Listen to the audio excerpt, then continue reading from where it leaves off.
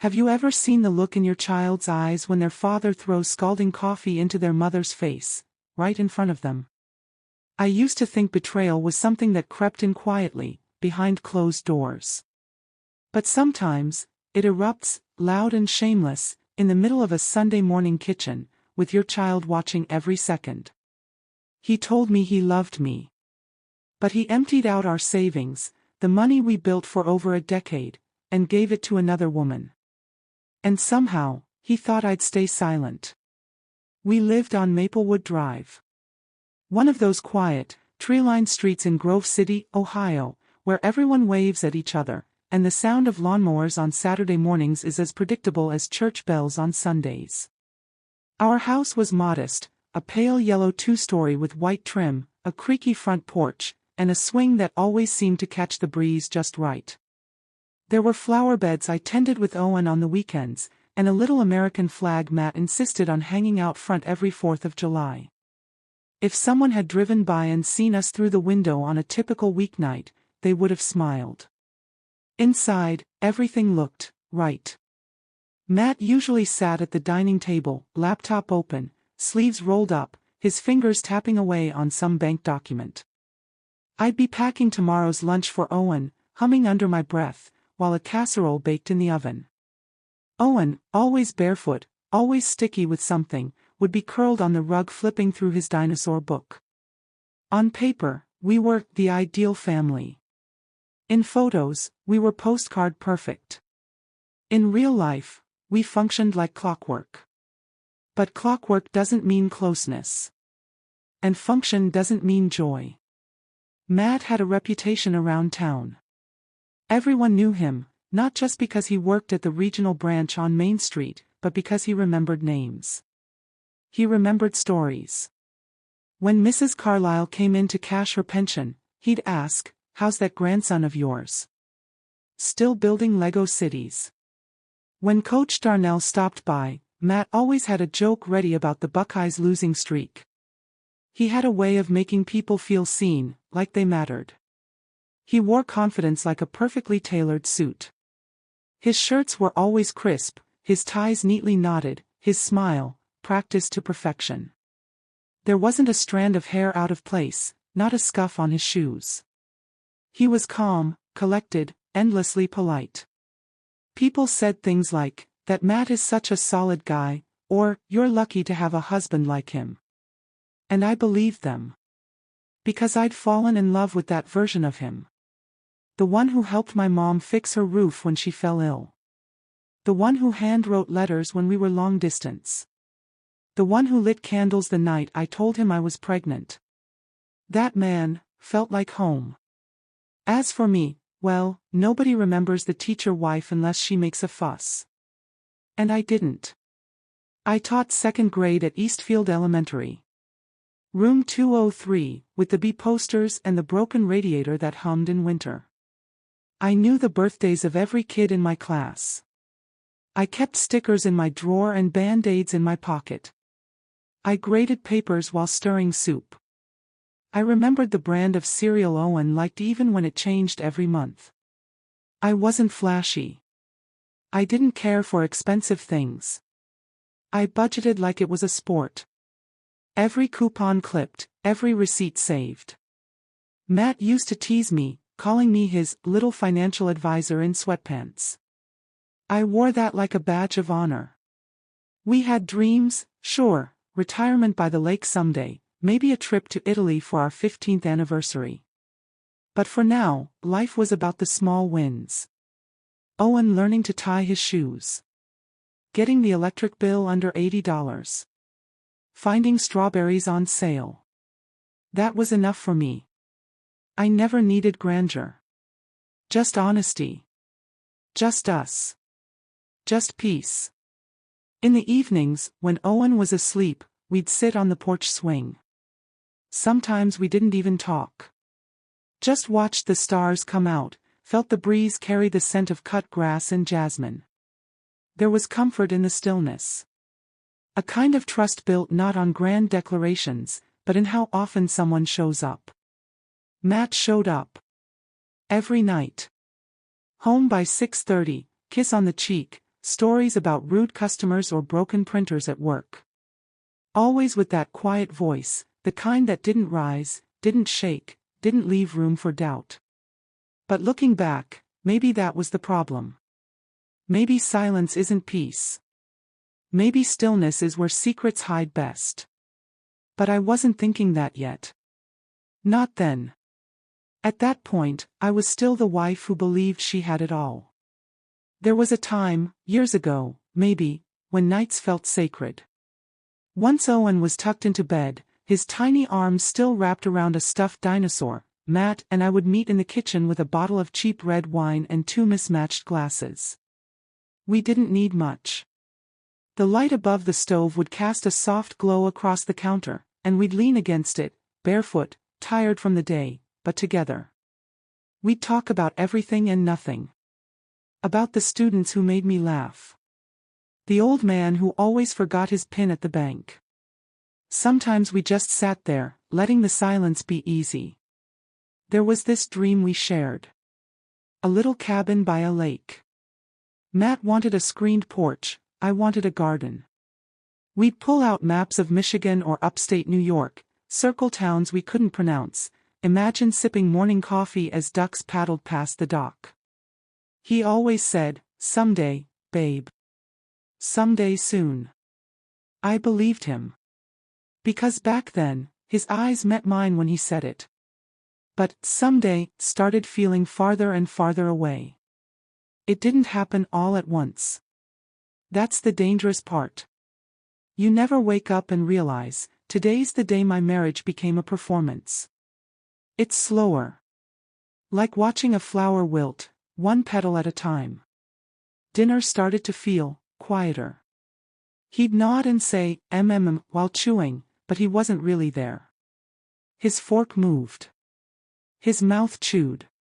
But his eyes were elsewhere. He stopped asking about my students. Stopped making Owen laugh with his bare impressions. Started checking his phone more. And not just checking, but turning it over, face down, like a reflex. That's when I noticed the shift. At first, I told myself not to overthink it. Maybe he was stressed. Maybe the bank was cutting jobs. Maybe I was just being dramatic. But have you ever noticed how something small, like a turned-over phone, can stick in your mind for days? One night, I brought it up. "Everything okay at work?" I asked, gently. "Yeah," he said, "too fast." "Why?" "You just seem distant lately." He smiled. The kind of smile that closes a door. "Just tired," he said, reaching for his wine. I didn't push.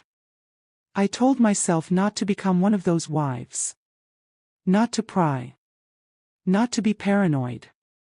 But sometimes, silence speaks louder than suspicion. Around that time, I started noticing something else. Something I couldn't ignore.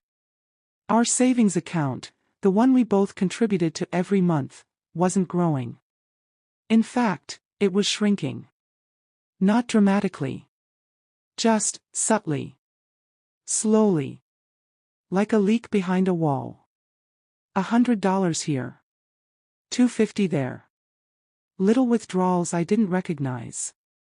At first, I thought maybe Matt had made a big purchase for Owen and forgot to tell me.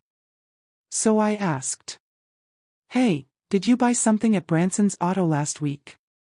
He blinked, then shrugged. Must have been gas or something. But gas didn't cost $326.72. I said nothing. And then it happened again. And again. There's this moment, this awful, stomach-turning moment, when you realize you're being lied to. Not by a stranger. But by the person who once traced the outline of your stretch marks and called them beautiful. You start to doubt yourself. Maybe I forgot about a payment. Maybe I'm overreacting. Maybe I'm tired. But deep down, something begins to stir. A quiet panic. A whisper that says, "No, you're not crazy. Something is wrong." And yet, I stayed quiet. 4 weeks. Maybe months. Because the truth. I was afraid of the answer. We still had those wine nights. But they felt different. The pauses between sips grew longer. The laughter stopped coming. And when I'd say, "Remember that cabin by the lake," he'd nod, but not smile. That dream had faded. And I couldn't help but wonder. Did he still picture me in it? Or had someone else already taken my place on the porch? It started with something ordinary. A quiet Tuesday night. The kitchen light buzzing faintly overhead. Owen was asleep, curled like a comma in his racecar bed. The house was still. I was sitting at the dining table in my worn robe, sifting through a pile of receipts and clipped coupons, trying to shave a few extra dollars off our grocery bill. Milk had gone up again. So had eggs. So had everything. We weren't poor. But we weren't careless either. Every little bit counted. I reached for my laptop to check the exact balance in our joint savings account. Just wanted to see how much wiggle room we had before I made the final shopping list. And then, it happened. I saw it. A series of transfers. Each one small enough to avoid immediate suspicion. $140. $85. $220. But they added up. And every one of them had a note. A name. Danielle R. At first, I thought it was a mistake. A glitch in the system. Some autopay or vendor alias. I refreshed the page. Twice. Still there. Danielle R. The name looked so casual. So unremarkable. But to me, it was a punch in the chest. Who was she? Not a family member. Not a colleague I knew. Not anyone I'd ever heard Matt mention. I clicked for more detail. Same name. Same transfer pattern. Weekly, sometimes bi-weekly. All within the past 3 months. My hand started to sweat. The air in the kitchen suddenly felt thick, like it was holding its breath with me. I stared at the screen, blinking. The first instinct wasn't anger. It was denial. Maybe it's business. Maybe he's helping someone. Maybe this isn't what it looks like. That's the kind of thing your brain does when your heart isn't ready to catch up. It builds excuses like sandbags against a rising flood. But no matter how I turned it around in my mind, one thing stayed the same. He hadn't told me. We had shared everything: grocery lists, passwords, dreams, jokes about our nosy neighbors, but not this. Not Danielle R. I opened our household budget spreadsheet. I'd built it myself. Tracked every expense down to toothpaste and school supplies. Now I looked closer. $300 withdrawn the same week I skipped buying a winter coat. $150 the same day I packed Owen leftovers instead of buying Lunchables. Was I imagining things? I pulled up the calendar, matching transactions to dates. Again and again, her name. And me. I was here, at this table, cutting out, buy one, get one, coupons while someone else got deposits. There's a particular kind of pain in discovering betrayal not through confrontation, not through drama. But through cold, calculated numbers on a screen. No lipstick on a collar. No text left open. Just rows of digits. And one name I couldn't shake. I typed it into Google. Nothing. Facebook. Too many results. None that matched. My throat was dry. My stomach turned. But what gutted me most wasn't just who she was. It was the growing certainty of what she meant. I sat back in the chair, staring blankly at the flickering cursor on the screen. The kitchen was still warm from the oven I'd used hours earlier. My wineglass sat untouched. Matt was in the living room, watching something on his phone with earbuds in. And suddenly, everything around me felt unfamiliar. The room. The quiet. Even the man just one room away. I didn't know if I wanted to scream, or stay silent. I didn't know if this was a beginning, or an end. But I knew one thing for sure. I would never hear the name, Danielle, the same way again. I didn't bring it up. Not that night. Not the next day. Not even the week after. I held it in, let it sit in the pit of my stomach like a stone, growing heavier with every passing hour. Why? Because the first person I doubted was myself. Was I being paranoid? Was I digging for betrayal because I was bored, or lonely? Or worse, was this my fault? You see, I'm the one who clipped coupons. The one who canceled date nights because the electric bill was due. The one who chose Target over Tiffany's, and crockpot meals over takeout.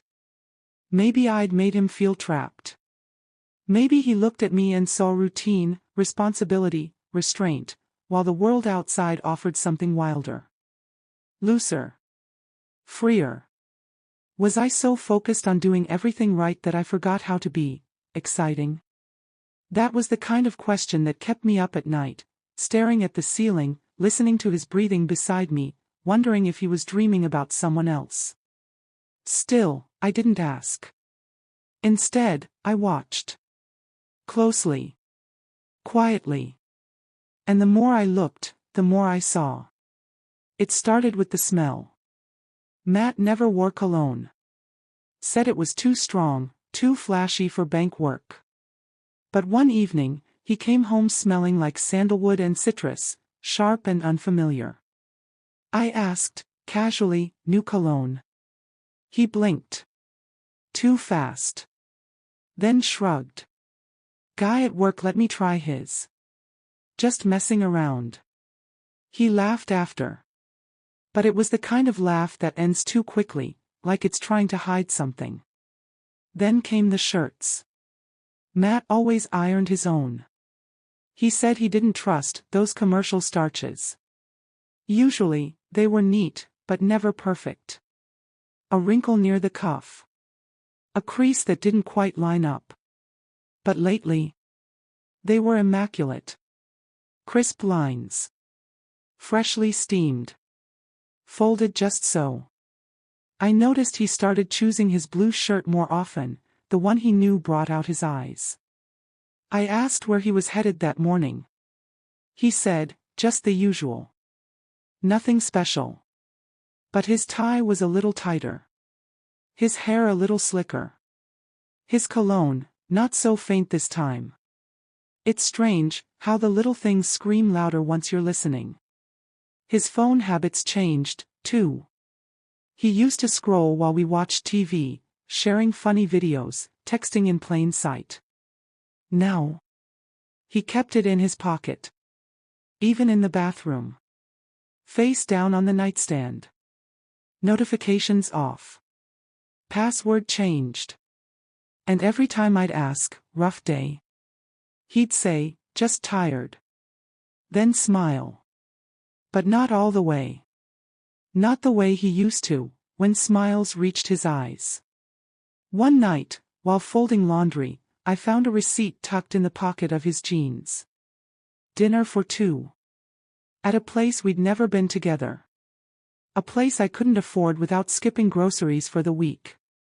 I stood there, holding that little slip of paper, and felt something in me unravel. But still. I said nothing. Because some part of me still hoped, naively, foolishly, that there was another explanation. That maybe Danielle was a cousin. A coworker. A debt he was repaying in secret. That maybe this was all just a misunderstanding. And I wouldn't have to face the truth I was beginning to fear. But fear has a way of nesting. It doesn't just whisper. It waits. It watches with you. And the more you pretend it's not there, the bigger it grows. Every touch from him felt different. Too brief. Too forced. Every answer, too rehearsed. And when I said, "You've been busy lately," he replied, "It's just the season," with that smile again, tight-lipped and tired. That was the thing about Matt. He didn't lie outright. He sidestepped. Deflected. Made me doubt the floor beneath my own feet. I didn't tell my friends. Didn't call my sister. Didn't cry in the shower. Not yet. I just watched. Because when someone you love starts pulling away, you don't chase. Not at first. You pause. And you pray that maybe, just maybe, they'll turn around on their own. But he didn't. He kept walking, slowly, steadily, into a world I wasn't invited into. And all I had left, in that growing silence, was a name I couldn't ask about. And 1,000 questions I wasn't ready to voice. Sunday mornings used to be my favorite. The only day of the week where time slowed down. No alarms. No school rush. Just the sound of birds outside the kitchen window and the comforting weight of a routine that had held us together for years. That morning was no different, at least on the surface. Matt stood at the counter, pouring himself a cup of coffee, steam rising like a veil between us. Owen was at the table, legs swinging beneath the chair, syrup dripping off the edge of his pancake like it didn't have a care in the world. I watched them for a moment. The image was perfect. Ordinary. Peaceful. But there was a storm in my chest, quiet, contained, and coming. I'd spent the night before staring at that spreadsheet again. Scrolling through numbers like they were clues in a mystery I didn't want to solve. Danielle R. Again. And again. And suddenly, I couldn't pretend anymore. Not when the lies were sitting across from me, sipping coffee like they belonged there. I took a breath, steady and slow. And asked, softly at first, but clear. "Where's the money been going, Matt?" He didn't look up. Just stirred his coffee. Clink. Clink. Clink. "What money?" he said, too casually. I kept my eyes on him. "From our savings. There have been transfers. Regular ones. I just want to know why." He finally looked at me then. Not startled. Not scared. Just blank. Like someone trying to read a sentence in a language they forgot. "It's probably bills. Or something for the house. You know how expenses pile up." No. That wasn't going to work. Not this time. I reached into the drawer where I'd hidden it, the printed copy of our bank statement. The one I'd circled and read like a teacher correcting an answer that was almost right, but not quite. I slid it across the table. It landed with a soft thud, right beside his coffee mug. "You're going to want to look at that," I said.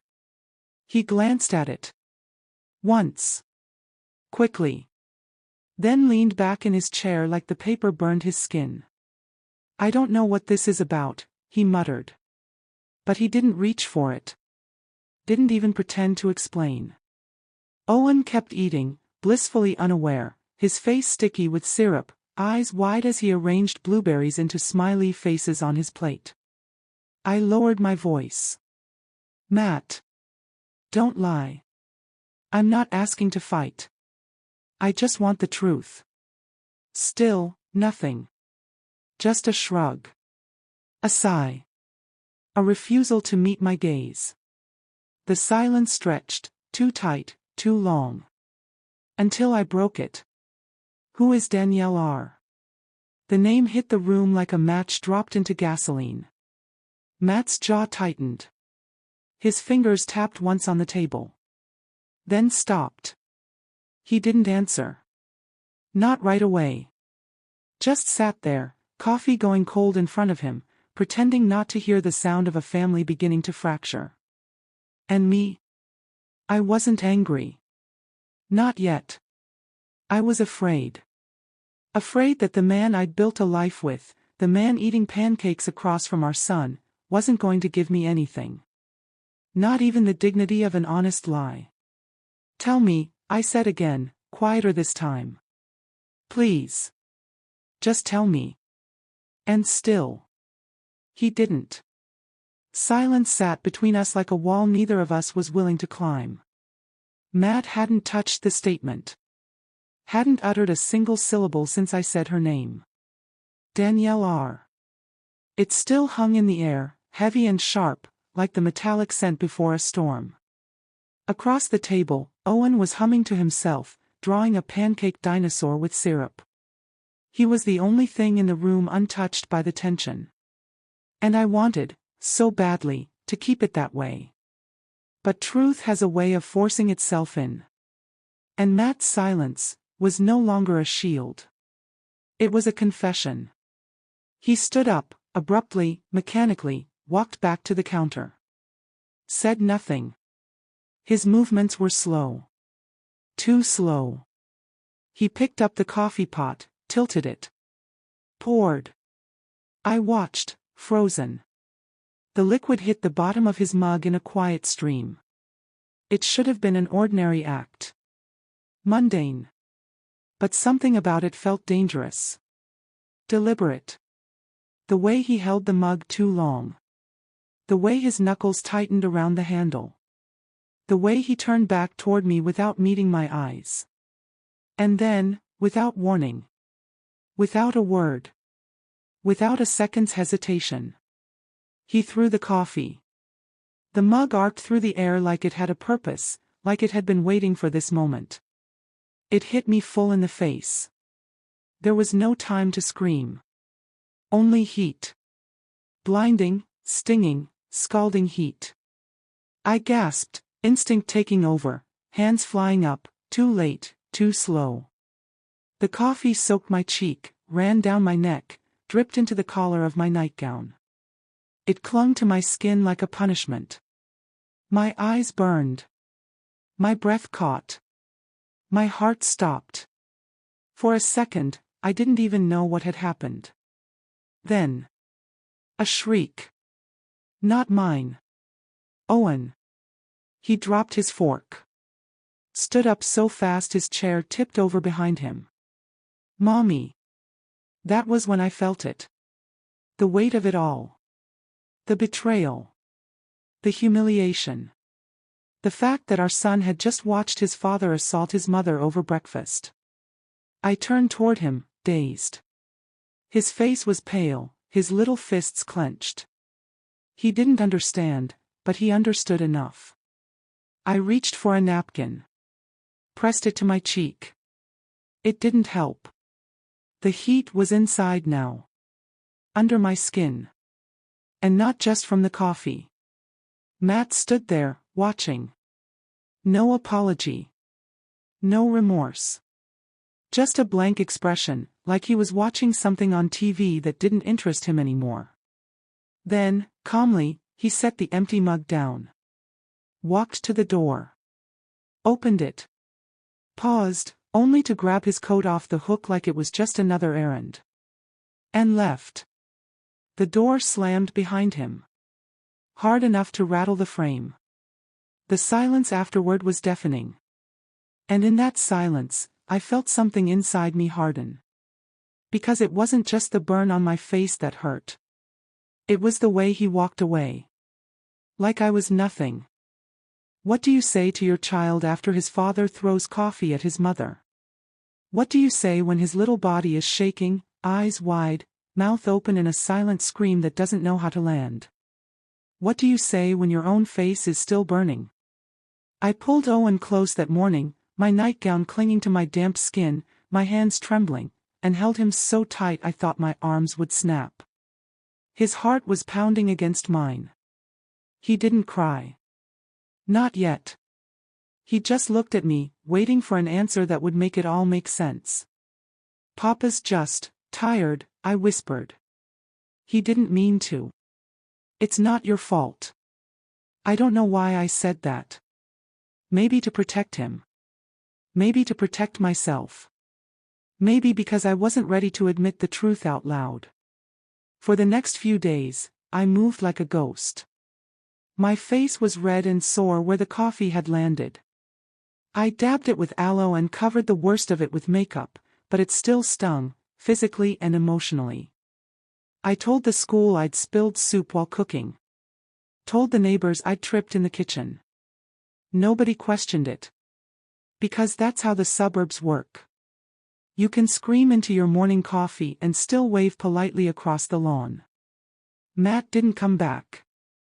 Not that day. Not the next. And somehow, that made it worse. Because he didn't apologize.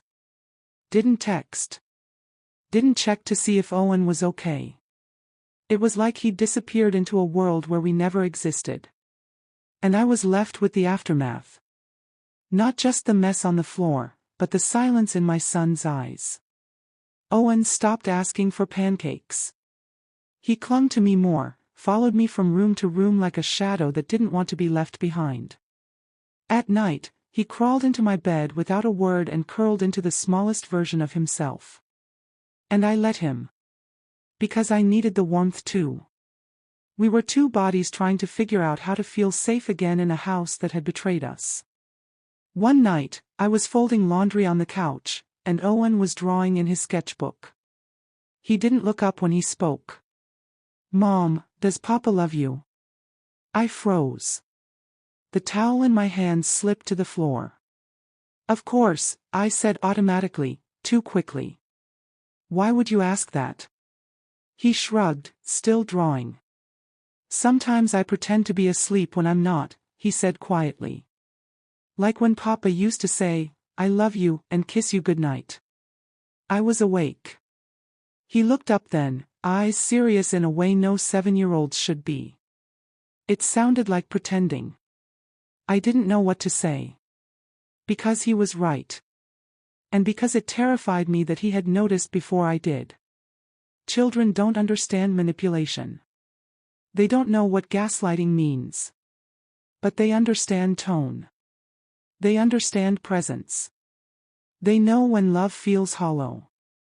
And Owen, my sweet, observant boy, had been carrying that hollow space long before I was brave enough to name it. That night, I cried in the bathroom with the faucet running. Not because of what Matt did. But because I had let my son believe that was what love looked like. Because I had spent years excusing cold shoulders and missed dinners. Years covering for late nights and absent stares. Years whispering, "Papa's just tired," when really, Papa was disappearing one day at a time. The worst part about betrayal isn't the moment it happens. It's the echo. The way it follows you into every room. Into every bedtime story. Into the quiet when a child asks a question you can't answer without breaking. And in that silence, you realize the bruise isn't just on your skin. It's in your voice. Your reflection.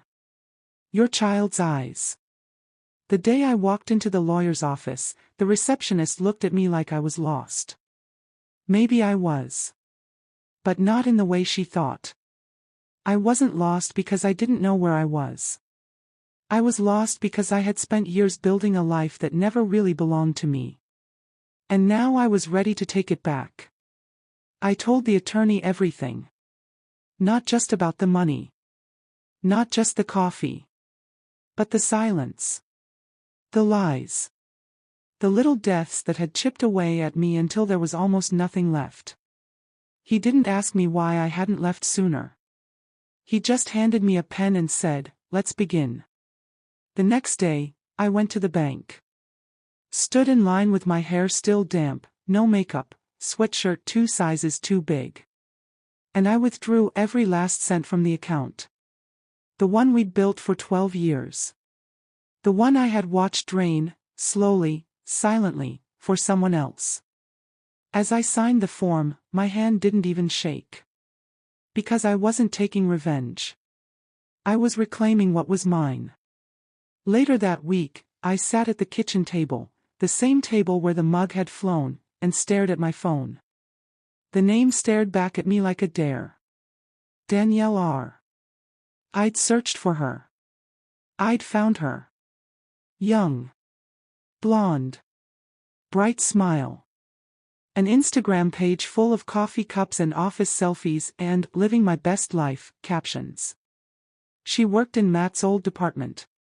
They'd gone to a conference together 6 months ago. I dialed the number I wasn't sure I should call. It rang 3 times. Hello? Her voice was lighter than I expected. Hi, is this Danielle? A pause. Yes, who's this? My name is Claire. I'm Matt's wife. Silence. Then. I'm sorry. I thought, he told me you two were separated. I closed my eyes. There it was. The script.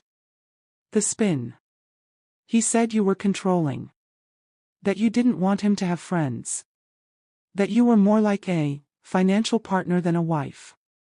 I didn't respond. Because if I had, I would have screamed. Instead, I asked one thing. Did he ever tell you about our son? Another pause. A quieter voice. No. I didn't know he had a kid. Of course she didn't. After we hung up, I sat there for a long time. Not angry. Just hollow. Not because she was evil. Not even because she'd believed him. But because I realized he hadn't just lied to me. He'd lied about me. He'd rewritten me in someone else's story, turned me into the villain so he could play the victim. And she'd bought it. Because when someone's good at lying, even the truth sounds cruel. 3 weeks later, Matt came back. Not with flowers. Not with dignity. But with crocodile tears and a duffel bag. He stood at the doorway, shoulders hunched, eyes red like he'd rehearsed the scene. Claire. I messed up, he whispered. I didn't say anything. He stepped inside. It was nothing. A mistake. A fling. I was tired. I was under pressure. I didn't think straight. He knelt. Yes. He actually knelt. I want to come home. I want to fix this. I miss Owen. I miss you. You have to believe me, it was just a stupid moment of weakness.